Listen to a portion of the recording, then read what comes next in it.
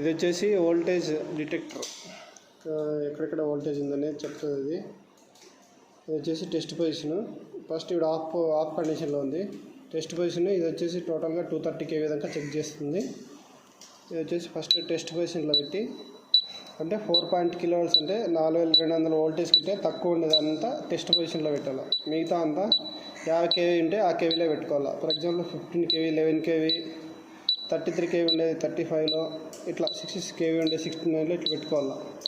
ఇప్పుడు మనకి 230 volts AC కాబట్టి ఏసీలో పెట్టుకొని చెక్ చేస్తాం. ఏసీ వోల్టేజ్ ఇది,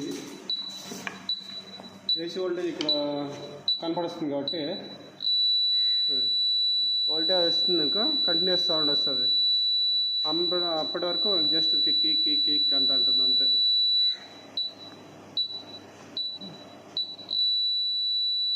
ఓకే.